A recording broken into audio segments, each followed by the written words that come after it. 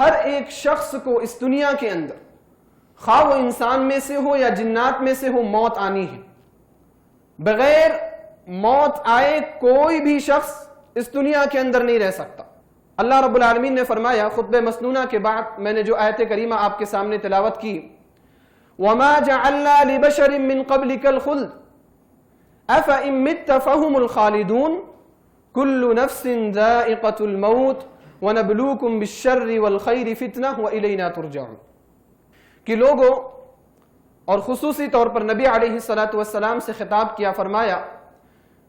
کہ اے رسول صلی اللہ علیہ وسلم، ہم نے آپ سے پہلے کسی بھی انسان کو ہمیشگی کی زندگی عطا نہیں کی۔ کوئی بھی شخص ایسا نہیں ہے جو اس دنیا کے اندر ہمیشہ جینے کے لیے آیا، اس کو موت نہیں آنے والی، کوئی بھی شخص ایسا نہیں، بلکہ یہ مشاہدے اور تجربے میں ہے کہ جو اس دنیا کے اندر آیا ہے اس کو موت آنی، چاہے وہ کتنا بڑا سے بڑا بادشاہ ہو، کتنا بڑا سے بڑا حاکم ہو، خواہ وہ کوئی نبی ہو، خواہ وہ کوئی ولی ہو، خواہ وہ کوئی نیک آدمی ہو، خواہ وہ صحابہ کرام ہو، کوئی بھی ہو، اس کو موت آنی لازم ہے۔ وَمَا جَعَلْنَا لِبَشَرٍ مِّن قَبْلِكَ الْخُلْدَ أَفَإِن مِّتَّ فَهُمُ الْخَالِدُونَ۔ اللہ رب العالمین نے فرمایا اے نبی علیہ السلام، اگر آپ کو موت آ گئی، آپ وفات پا گئے، تو کیا یہ لوگ ہمیشہ رہنے والے؟ یہ کفار جو آپ کی تکذیب کر رہے ہیں، آپ کو جھٹلا رہے ہیں، کیا یہ ہمیشہ رہنے والے ہیں؟ أَفَإِن مِّتَّ فَهُمُ الْخَالِدُونَ كُلُّ نَفْسٍ ذَائِقَةُ الْمَوْتِ، ہر نفس کو موت کا مزہ چکھنا ہے، ہر نفس موت کا مزہ چکھنے والی ہے۔ وَنَبْلُوكُم بِالشَّرِّ وَالْخَيْرِ فِتْنَةً، اور ہم تمہیں اچھائی کے ذریعے سے بھی اور برائی کے ذریعے سے بھی آزماتے ہیں۔ وَإِلَيْنَا تُرْجَعُونَ، اور آخر میں تم سب کا لوٹنا ہماری طرف ہے۔ اللہ رب العالمین نے ان دونوں آیات کریمہ کے اندر اس چیز کو واضح کر دیا کہ کوئی بھی شخص اس دنیا کے اندر ابدی زندگی پانے والا نہیں، بلکہ اس کو موت آنی۔ موت ایک اٹل حقیقت ہے،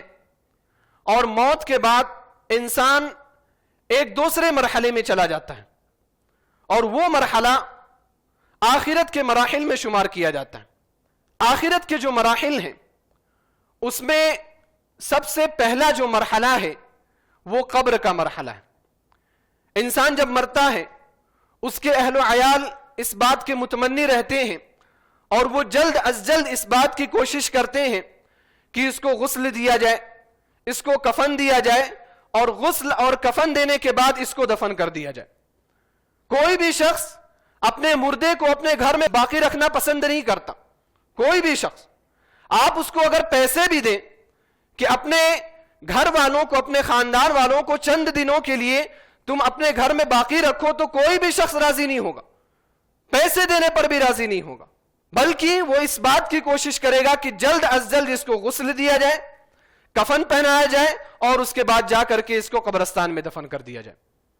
یہ جو حقیقت ہے دنیا کی زندگی کی، ایک تلخ حقیقت ہے۔ اسی لیے انسان کو دنیا کے معاملات میں زیادہ پڑنا نہیں چاہیے، بلکہ انسان کو دنیا کی اتنی ہی تڑپ رکھنی چاہیے، دنیا کے بارے میں اتنا ہی حرص رکھنا چاہیے جتنے میں اس کا گزارا ہو جائے، اس کا پیٹ بھر جائے، وہ آسانی کے ساتھ، آرام کے ساتھ زندگی گزار لے۔ بس زیادہ مال کی تڑپ، زیادہ مال کی حرص انسان کے اندر نہیں ہونی چاہیے، کیونکہ آپ کتنا بھی مال جمع کر لیں، آپ کروڑوں آپ کے پاس مال ہو، کروڑوں جائیداد ہو آپ کے پاس، آپ بلین جائیداد آپ کے پاس ہو، لیکن اس کے باوجود بھی آپ کو آپ کے آخری ٹھکانے، اور بلکہ آخرت کے پہلے ٹھکانے یعنی قبر تک پہنچا دیا جائے گا، آپ کو گھر میں باقی نہیں رکھا جائے گا۔ اس لیے انسان کو اتنا ہی دنیا کے بارے میں فکر کرنی چاہیے جتنا وہ آسانی کے ساتھ دنیا کے اندر زندگی گزارے، اور اللہ رب العالمین سے ملاقات کی تمنا اس کے دل کے اندر پیدا ہو۔ من الناس يومئذ ما لها، من الناس يومئذ ما لها